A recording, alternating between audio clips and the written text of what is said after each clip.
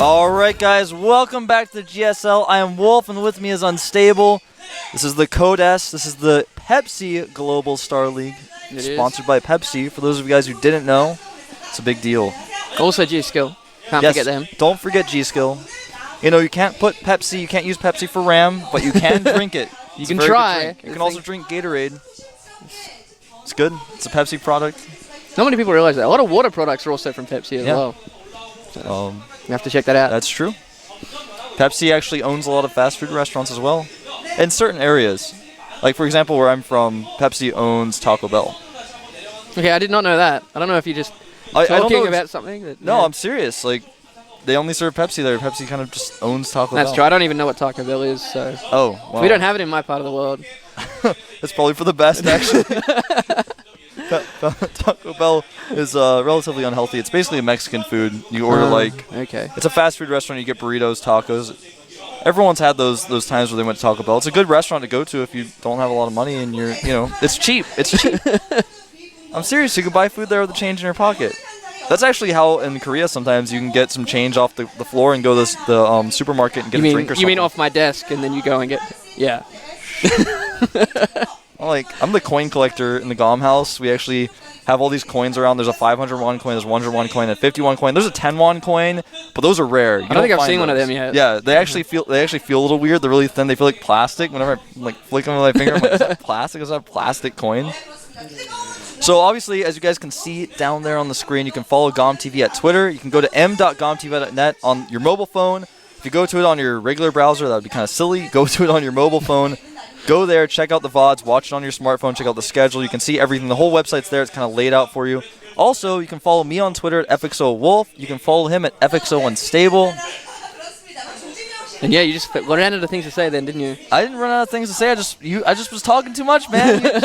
just standing there, and I was like, come on, let's go. I'm lazy, though. You're lazy. Well, Unstable actually has been casting a lot today already. He's doing what I did yesterday, casting twice. I was laughing at you last night, and now you get the other chance. That's okay. I was laughing at you earlier. All right, we're going to take a look at some of our match results here. Obviously, yesterday in Code S, Nesty took first place. Second place went to Trickster, who's currently teamless. And of course, Ensnare took second place in his group, and first place was taken up by Clyde. AnyPro took fourth place in Group B, Violet taking third, and July taking third, Rain, of course, fourth in Group A, because he just did not participate. And interestingly, July going to third because he beat Trickster first. Yeah. Lost to Nesty in an amazing ZVZ that we thought was just bizarre. And then lost to Trickster in the deciding round. Yeah, it's very unusual when you have the rematch game to lose. It does happen, but it is a little bit unusual. Now, here's today's games. Group C will be OGS Top, and FruitDealer will be playing first up. After that, Startail Virus and Genius will battle it out. And of course, the group matches, the places will be decided. In Group D, we'll have IM's Lucira versus Marine King Prime Lee, Xenix Coca, and Slayer's Alicia, the chosen one, the chosen Protoss.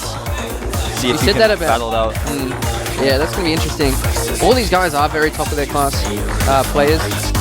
So, I can't really pick one or two to come out of this group. We tried yesterday, and then it just didn't come out that right. Yeah, the thing about this group is I think Top is probably the most solid player right now.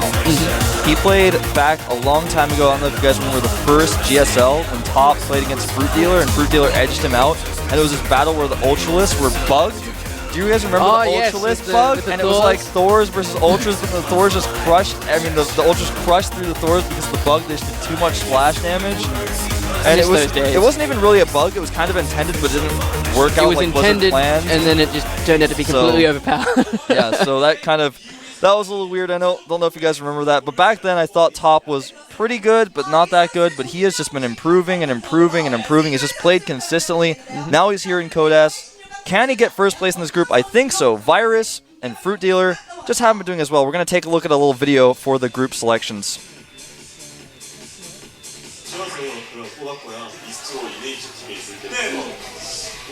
쉬워서 그런 뽑았고요. 이스트로 이네이처 팀에 있을 때부터 고춧가루로 좀 유명했었는데 네. 정은이 요즘에 잘하고 있는데 고춧가루 한번 제대로 뿌리겠습니다.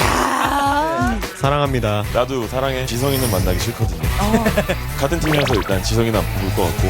같은 팀은 제발 피해 주셨으면 좋겠습니다. 자, 사랑합니다. 실은조는 어디였어요?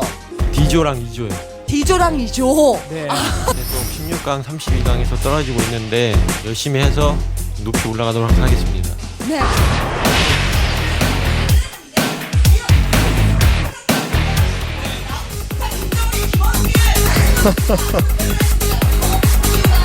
So there you have it. Group C, full of love. There's a shot of all of our players there. For those of you guys who missed out the first time, Startail, Virus, OGS Top, FruitDealer, and Genius. Top, I think the most solid player in here, Virus. I always thought he was kind of lackluster, but he's been doing a little bit better recently as well.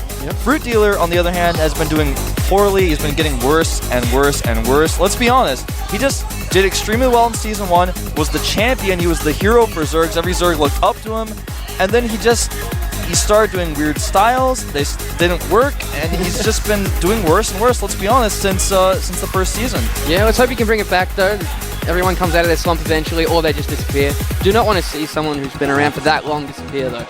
That's very true. Now, Genius, he's been around a lot. He was originally Next Genius, then of course his clan was NSP.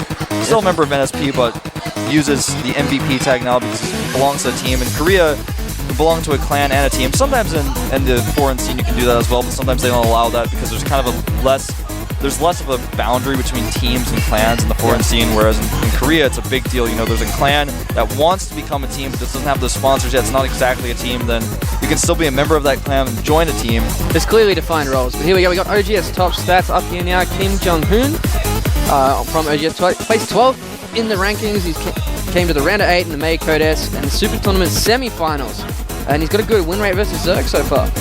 Top, he's a pretty young guy. He's actually 20. I thought he was younger than that, but I looked it up right before the games. And he has a lot of friends here at this very high school where our studio is. And they all come and watch his matches. I see actually a few of them over here at the front row. They really like this guy. And when he lost in the semifinals, I was there, actually sat next to his fangirls, and they screamed and cried and came and hugged him afterwards. He's got a lot of fans here in Mokdong, so I'm sure they're rooting for him. I see them over there. Now, FruitDealer, this guy, he has fallen from grace. He was the Zerg everyone looked up to. Look at him, he looks like a villain now. He doesn't shave anymore. Like, if you notice, his hair changed a lot. Now he doesn't shave anymore. He's always got that little scruff. It's like he's not doing well right now. He's just not. That's right, he'll come back, but he looks really evil in this photo. It's like he's become a villain. It's like one of those characters in the movie that starts out good. He's got all these good intentions. He's very idealistic, but then something goes wrong and he becomes a villain. Kind of like Harvey Dent. Yeah, kind of like Harvey Dent. Yeah. He's the Two-Face Zerg. Yeah. We should call him that because he can play a macro game, but sometimes he'll just snap on you. Yes. And like all in you with banelings or something. There they are, both guys. FruitDealer does not look stressed at all. He's just sitting there. He's like, eh. Yeah, he's like picking his fingers. Top looks a little bit more nervous, but I think he's maybe prepared a little bit better. I gotta say, Top has been training a lot. He's put a lot of time in. I've heard from other pro gamers that this guy just practices a lot. His macro is incredible. Sometimes Top's been known to make mistakes in games, but because he doesn't miss depots, he doesn't miss SCVs, he's never got more than one SCV queued up at every time, but he's always got one queued up at every time. You say that now, we'll notice that the first thing he does wrong in the game is going to be something like that. He's gonna like drop a depot. I'm like, oh!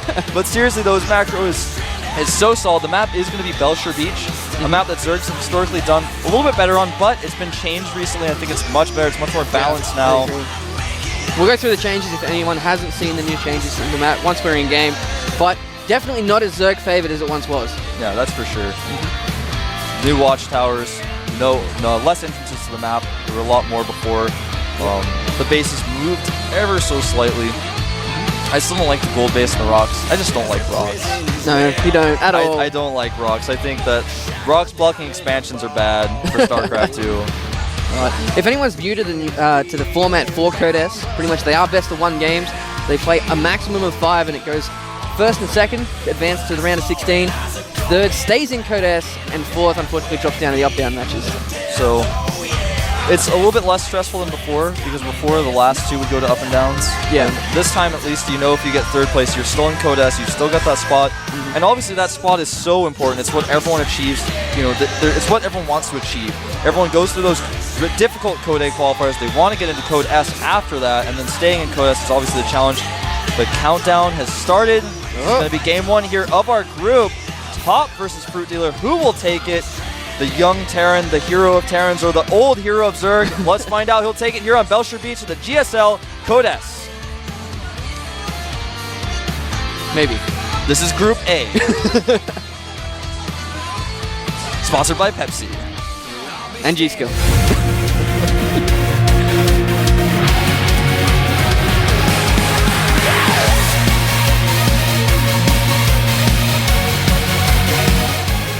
All right, over here at the top left, a member of the team OGS. He's not at the bottom of their roster. In fact, he's quite good. Some might say he is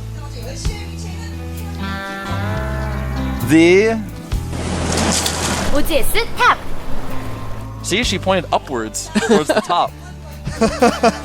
Let's see if he comes out on top then. We shall see.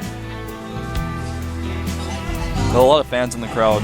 He's really just locally known here. Now over here at the bottom right, his opponent, a member of the team TSL, former GSL champion. He is... FruitDealer. She didn't say TSL there. Oh. What does it mean? It was edited out. Did you notice that? Yeah, I did actually. It was edited out. Breaking Breaking news. those of you who don't FruitDealer realize. leaves TSL. Yeah. All right, so Belshire Beach, TVZ. What do you think we're going to see, Wolf? Well, right now we're seeing Top throw down a barracks at 11. Pretty quick barracks there. He's also putting it very far to the front. We've seen other Terrans do that recently. Yes. Top getting a gas immediately, though. He's knocking at 2 racks. There's a build right now that's 2 racks, 11-11. 2 racks, a lot of people are starting to call it that. People have been struggling with, so I thought perhaps that's what he was going to do, but it turns out it's not. FruitDealer going to go for that very quick hatchery. Feels a little bit comfortable doing that.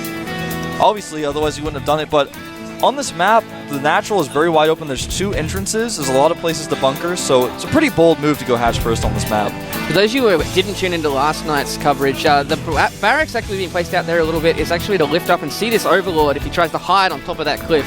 It's a really ingenious move, I think, and it's going to be seeing a lot more use. But very soon, I think we're going to see some Overlords running away in different spots.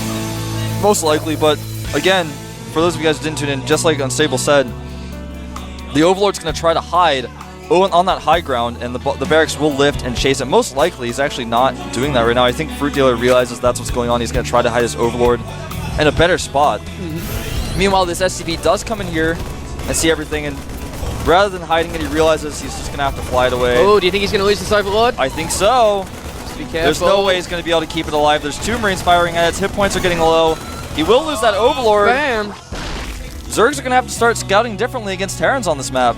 Yeah, luckily he did have another Overlord placed up, so he's not supply capped. Well, he is now. He wasn't 2 seconds ago. He got that Queen instead. That Overlord is going to pop soon, but it's definitely not something you want to have happen this early in the game. Absolutely not. In fact, like you said, that 1 Queen is on the way, but FruitDealer are not able to make 2 Queens at once. The second Queen is going to be a little bit delayed. That's a pretty big deal. He is starting Zergling speed now. So he got that. He actually went for a hatchery first, then got gas, started speed, and then got his spawning pool. So relatively late pool, but nice timing on that Zergling speed. But we do have that starport being built now, so he might be swapping that around. He might even swap that factory around as well. Yeah, he's getting a Hellion out. He's getting a Hellion. He's got a tech lab going down his barracks, and the starport's finishing. This could be any number of things unstable. At the same time, he's got his SCV getting a complete scout of what FruitDealer is doing at the moment. Yep, he's able to know that there's no Roach Warren. It looks like it is going to be Banshee opening. I can't imagine that being a Raven unstable. And it is going to be Banshees. The question is, does he get Cloak? I don't think so. He hasn't taken a second gas. He's just going to make that initial Banshee be annoying and control the watchtowers with that, control the middle of the map. Makes him very safe against possible Roach aggression. Well, I'd say he's actually going to use the Hellions to control the middle of the map near the watchtowers and use the Banshee for actual harass at the moment. But if he loses those Hellions, or if there's just too many Speedlings, the watchtowers just cannot be held against the Banshee until the Mutalisks come out, and that's not going to happen for a while, obviously. No, so Ling's trying to get in the front wall. The 3 supply depot wall off, very vulnerable to any kind of banging bust, but obviously we know nothing like that is coming at the moment. And Hellions moving out of his base now. Really wants to regain that map control. Yeah, I think with these Hellions, it's going to throw FruitDealer a little bit off guard. He's not going to know exactly what to expect until he does see that Banshee. Right now, he may try to prepare for these Hellions. He's got 1 Spine Crawler. That being said, though, the Overlord in a nice position. He's going to see it in the middle of the map as the Hellions come in, doing a lot of damage to this Queen. Well, not a lot of damage. They actually tickle it, but eventually it will die. Yeah, he's going to have to pull this Queen back to a more safe location. The second Queen does come out to help. Evolution Chamber finishing up here for FruitDealer. Most likely doesn't need to make any Spore Crawlers, but he may do so just precautionally because he doesn't have that lair yet. And the Banshee actually going to avoid the Queen and start targeting down drones. Does get 1 kill, 2 kills, and she is taking a lot of hits. Does get 3 kills, but may get taken out here. Does lose the Banshee. A little bit hesitant to pull it back there, especially with Spore Crawlers going up as well. He's actually cancelled one of the Spore Crawlers. A good choice here by FruitDealer. Doesn't want to overcommit. Yeah, just leaves 1 at his natural. Of course, if need be, he can relocate that. A Viking will take out this Overlord. I like this follow-up by top. Just makes the 1 Banshee. If he had kept it alive, it would have been even better. But getting 1 Banshee, following up with the Overlord, not only controls the middle of the map, Banshee can take control of the Watchtowers, but also the Viking can just kill any Overlords and just basically gives total map control to top. FruitDealer just doesn't know what's out there. Yeah, there's another Overlord sitting on top of the cliff over here. He's going to scout that one as well. We'll lose it. There's no real way the Queen can get it this, unless he comes off creep, and that's what he's doing. Yeah, he actually doesn't want to get too far off creep with the Banshee, or rather Viking will just land and kill it. And this Viking going to go straight and is about to high-five another one on the right hand. That's extremely lucky that he's gone and seen that. Yeah, Roach Warren going down for FruitDealer as he starts his 3rd base. Very quick 3rd here from FruitDealer. I think he realized his opponent just is playing very 1 base oriented. He hasn't scouted the command center yet. He has a Zergling over there checking for that. Of course, the command center is done for top, but he hasn't moved it down yet. And since he doesn't really know what's going on, he's just going to go ahead and take that 3rd base. He knows if a timing push comes, he doesn't necessarily have to mine from it. It's not a huge investment to take that 3rd base right now. It will help him to punch out as many units as he needs in the event that he does see a timing push coming. There's that Viking still being frustrating in the middle of the map. We've got more Zerglings streaming over here to try and stop any kind of expansion coming through. He really wants that Overlord. Yeah, we're going to get a shot of it in a second. There's an Overlord over here that he may take out outside of FruitDealer's base. He does get it. The Viking just barely avoiding that Queen. And he's actually, is he going to see that expansion? I believe he is. He did see that with the Zerglings, and of course, I was talking about the other bit. Yeah, well, both players scout the expansion. Of course, top scouting with a Viking. Zerglings checked and did see that top has taken his base. Right now, Stim is getting pretty close to being done. Siege mode is on the way. Hellions burning down the environment. What would Smokey Bear say about that? You don't know about Smokey Bear, no, I do don't. you? I've never heard of it before. It's an American thing. You've got this character, he comes on national television and tells people not to play with fire. Okay. And I think he's got some slogan that's like, only you can prevent forest fires or something like that. Anyway. FruitDealer did just sacrifice something to see the unit composition coming here from top. With that 3rd base up now, if we have a look at the drone count real quick, I think it's going to be fairly even. We're at 39 SCVs to 43 drones, sitting about right. But having that quick 3rd is really going to help FruitDealer now. Well, not only did he get that quick 3rd, he even made a macro hatchery inside his base. So he's gone up to 4 hatcheries right now. His lair's finishing up. He's got a ton of production. He's got a ton, actually, of gas and minerals stacked up here. Part of that is because I think he's lost a lot of Overlords and he just hasn't been able to spend all of his resources. Yeah. And he's going to lose all these Zerglings here in the middle of the map. But he does see this force pushing out. That's a big tell to him. He's actually trying to get these rocks down with the Roach. He's going to be forced to pull back, though. Baneling speed and Roach speed on the way, as well as +2 on melee attack. But he needs to be careful not to allow this push to get in a good position. Yeah, this is actually going to be a strong push by top. He's going to elevator some of these units up using that dropship. He's going to throw down some good scans to probably clean up some of these creep tumors. With the tanks on the low ground, it's going to be very difficult for FruitDealer to deal with this. He's coming in, trying to take out that spawning pool. We saw MMA do a lot, and actually, here we go. FruitDealer trying to defend this. Got Lings coming in from the back as well. Roach is attacking both these tanks. Some tanks a little bit too close to the ledge. All of those units are cleaned up, though, and top still in a strong position. But like I was saying, MMA really likes dropping and taking out that spawning pool back at MLG about a month ago. True. And he's going to drop up here again. Zergling's flanking one more time. This may be enough units to clean it up. I'm not sure. Roach is running in from the side, but there are Marines over here to buffer, and the Roaches just cannot hit the siege tanks on the high ground. The low ground Roaches do die, and Top dealing a lot of damage here just with his initial force. We do have reinforcements coming through as well for Top, and FruitDealer's really trying to get rid of this Marine camp so we can come in and do some kind of damage to these tanks. They do have a nice vision with the Viking over on the left-hand side, as well as the dropships at the top. And these Marines getting a lot of damage, but nicely done, dropping them down, getting some Lings killed, bringing them back up. Yeah, and not only that, he's starting to damage some of these creep tumors with that splash damage. And here come the speed banes, and he's actually not reacting quickly enough. Does lose all of those Marines. Does take all them out. He does have that macro hatch though. Looking here, he is falling down a little bit in supply, just purely because of the positions here. Yep, a little drop coming over here to the third base of FruitDealer though. Not the best timing on that drop. It was completely spotted. The tanks though can now hit that spawning pool. That's pretty huge. He's going to want to remake that immediately. Doesn't even want to wait for it to die. No, there it is. He's just throwing down another spawning pool. He's just accepting the fact that he's going to lose that one. Might actually lose that extractor as well. No, just out of range. But we do have a third command center going down for Top now. Really, these positions are really well done.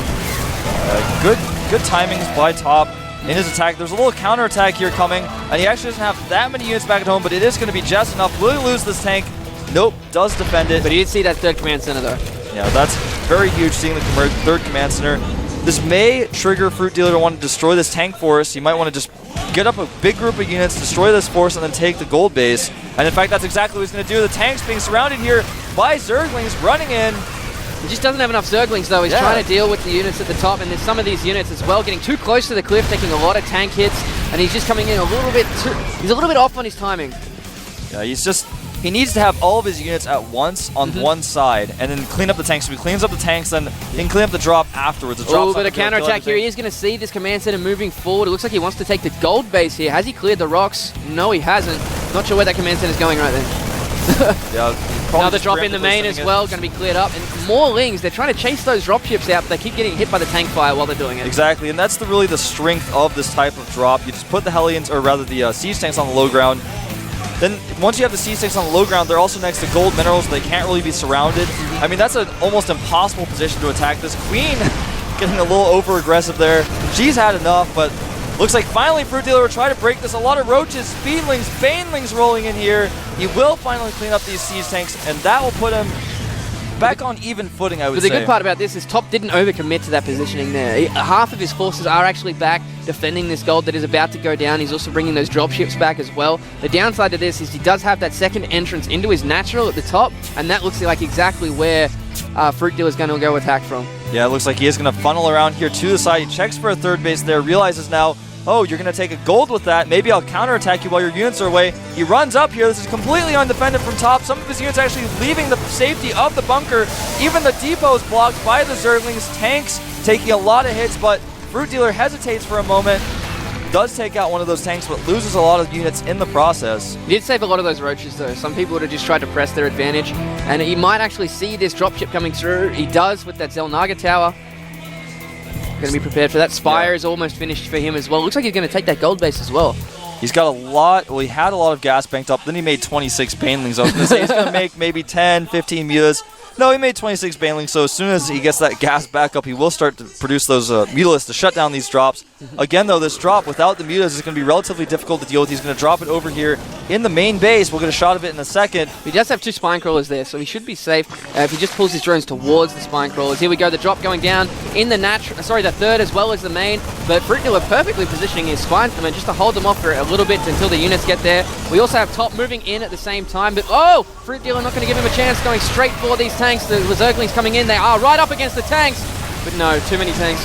FruitDealer wisely backing off. There's still one Marine there that he hasn't been able to deal with the drop in the main. He's going to lose that. FruitDealer has so much larva pulled up right now, but he's not using it. He's not entirely sure what types of units to make. He's 70 supply down, but he's got 1,000 resources in the bank. He just didn't make anything. I'm looking at his main right now, and he's got like 15 larvae just sitting there. Yeah, he really needs to get a lot more Zerglings out at the moment, just to at least buffer some kind of that tank fire. And there we go, 34 Lings in production, as I say it.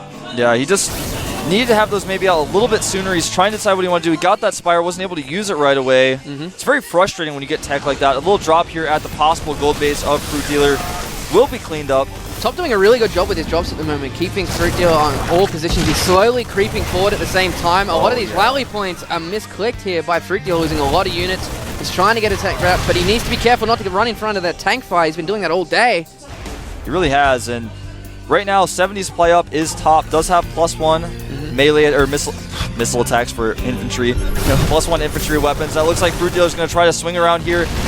Do a two-pronged attack. Actually, no. Needs to be careful with these Banelings, though. His Baneling nest only just finished up. Coming around on the right-hand side as well, catching a lot of these Marines off guard with some Lings, Roaches, and Mutas. But he still has all those tanks just creeping into his third. They are actually in range of the hatchery now. He's probably going to lose. There's no units to reinforce. He's going to have to let it go. FruitDealer had this weird notion that he was going to do a counterattack, but then didn't do it, and essentially Top left most of his units there. He could have done a nice counterattack, but then just didn't, and allowed his third base to be taken out. These Roaches coming in at a terrible time. Does not have enough units to break through this, and I gotta say, FruitDealer losing way too many units from here. I don't see him recovering. I don't see him recovering from here. No, he doesn't really have the muta count as well as the supply count. He is at 90 supply down at the moment, and he just has no way to punish. And actually, no, I take that back. There's no turrets at the gold at the moment. These mutas are going to wreak havoc for a little bit. Whoa, that's actually forced Top to bring all his units back. Bit of an overreaction there. Yeah, some of these Marines, though, will come and clean up these mutas. They do have 2-1 upgrades now. There we go. He's actually changed his mind. Going for the gold here for FruitDealer. And I think he realizes he's very far ahead at this point. Oh, he absolutely is. He's scanning, killing a lot of the creep of FruitDealer. FruitDealer, I do not think, can hold this gold. He just doesn't have the supply he needs. No. Tanks sieging up. The Banelings rolling forward. Banelings hitting a lot of tanks, but not a lot of Marines. And that is pretty much it for FruitDealer's army. There goes the gold base. The gold is down. He's down to 1 mining base, only 3 hatcheries, and he does still have that macro hatch in his main, but he just doesn't have the economy. He's got 1,000 gas here, but he just can't spend it at this point in time. That is true. Now, here comes some more Banelings and Top, not reacting quickly enough, losing a lot of Marines. Whoa. But will it matter? I don't know, Unstable. Well, that was a good break for FruitDealer. Unfortunately, I think it came a little bit too late. There's just not enough units to defend him now. This is only half of Top's real force, and it's rolling straight into that natural. Nothing really to defend himself. And here comes the Queen out. The final Zerglings. He's got 20 more Zerglings in production, but now these tanks are sieged, actually killing themselves quite a bit with these Lings coming forward. But everything that FruitDealer has cannot finish it up, and the reinforcements coming down from Top as well. Drones being pulled. I think this is going to be it for FruitDealer in game 1. He's just losing way too. He's losing all of his drones. 164 supply to 31 supply. FruitDealer just desperately attacking with drones here. Was a little bit indecisive in several moments of this game, and Top simply just tore him apart. Yep. It's going to be it. Expect GG any second. I mean, this there it is. GG.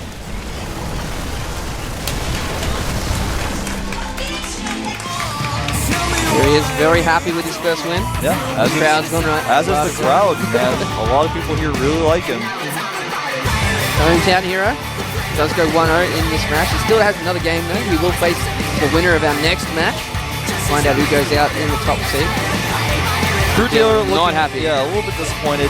And I gotta say, his Spire timing was good, and he wasn't sure. He saw Top attacking, and then he made 28 Banelings because he thought, if I don't make these, he'll just kill me. I took the gold base. I'm not really sure if I can make the mutas right now. And then from there, he always wanted to make the mutas, and he just couldn't find the time to do it. Yeah. Well, it was that siege tank positioning as well, really put him on the back foot. He lost a lot of Zerglings. He just never found the right timing, or the right time even, to go in and try and clear out those tanks. Eventually, he got it done, but the damage was far from done by then. Absolutely. So, of course, we do have Top taking 1 win. FruitDealer going 0-1 at the moment. We have Genius versus Virus coming up next, and we'll see which one of these guys will go on to face Top for the top seed of this group.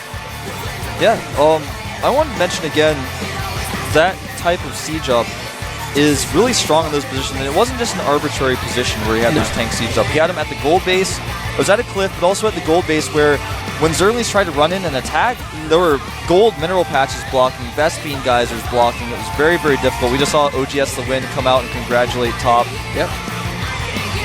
And another thing I have to mention, that Viking was sitting on the left of those tanks, really helped him as well. He saw when those Lings were going to come in so he could pick up. And of course, when you're in that position, you know that Zerg is going to try and flank you. Exactly. So that any extra information you get out of that is absolutely crucial. He just played really solid that game. He did. Now here's Startail Virus, the next Terran player jumping into this. His ranking is 41st. Obviously, that's not very impressive compared to some of the other people we've had here play in Code S, but he hasn't been in Codes for very long. In fact, this is his second time. He only made it to the round of 16 last season. And, of course, went out fairly early in the round of 32. I believe he lost to Nada, who just basically contained him in a nice TVT, if I remember correctly. Okay. So his win rate versus Protoss, about 50%. Recently, 2 wins, 2 losses. He's playing against Genius here. Keep in mind, these stats are only from the GSL. Yeah. We don't know how he's been performing it back in the practice house in his inter-clan practice as well, because a lot of the Korean teams do practice with each other as well. Particularly with now that there's 2 groups of GSTL, a lot of groups are helping the other side just to overall better the performance. So we'll see how he goes up against Genius. Yeah, I think Virus has a lot of potential. When I watch his style, I look at him and say, if you just played a little bit better, you could be one of the better players out there. And that's why he's here in Codes. Yeah. I think this guy definitely has a lot of potential. And this guy has a lot of potential too. MVP Genius. I think his older style was a little bit predictable, but now this guy, he doesn't play late games. He can, but he doesn't normally. His style is completely unpredictable. He'll 5-gate all in you. He'll 6-gate timing hit you. He'll Nexus first. Maybe he'll go for the +2 armor, Sentry Charge, Zealot timing attack. This guy is all over the place. In this matchup, you don't know what to expect. He's going to DT expand. He's going to DT drop you. You just don't know. He's a genius. And that is why he's such a strong overall player, because you can't really pin him down and go, I know he's going to do this, so you can't counter. You have to make sure you're on your scouting, know all the possibilities, which for him is too many to count. Too many to count. But of course, he did make it to round of 16 for Codes in May. Round of 32 in the Super Tournament as well, but that in itself is still pretty good. Yeah. Remember, he did win BlizzCon many months ago, so that was back then. His style was basically just Colossus, Stalker, old school Protoss versus Terran. I have so many Colossus, you can't deal with them. You're just making Vikings. Then his style became more predictable later on as well. He went into that Forge upgrade type of style, and he just played long, slow, macro-oriented. Now you just don't know what he's going to do. He's got so many builds in his repertoire. He might even void gate you. He'll void gate you. So you get 3 gates in the void raid, and you all in and you beat a Terran. It's void gating. There they are on screen as well. The first map is going to be Zelnaga Caverns, and very interesting map for a TVP. There's a lot of different options. DTs are seeing a lot more use now on this map as well. You've got your hallucinated Phoenix to get them up into the main. You can warp Prism into the main, or you can just bring them in 25 minutes the game when the Terran does not expect it and just completely fry their brain. Yeah, DTs are becoming really popular in this matchup, just at weird timings where the Terran wouldn't expect them, from weird places. Sometimes if you see that your opponent has a turret, you still go DTs and you just use them later. You can use them as Archons if you need to. They don't see it all that much, but people have just been using DTs more and more, and I really like it because they're such a good, strong unit. It throws Terrans off, and every scan used is so much money. Well, in the beginning of the beta and all those times, a lot of people using DTs as fast rushes to try and win the game, and now it's transitioned into more of just a purely harass unit, someone to keep someone off their macro, keep their mind in their base, keep them inside, just like Muta Harass as well. It looks like the illuminated maps here were Dual Sight for Virus and Crevasse for Genius. Very interesting. Yeah, very interesting indeed. So we are starting here on Zelnaga Caverns. The countdown has started. Which one of these guys is going to get the first win? Will it be Virus or will it be Genius? Let's find out here at the GSL, sponsored by Pepsi. I am Wolf, and with me is Unstable. When the game starts.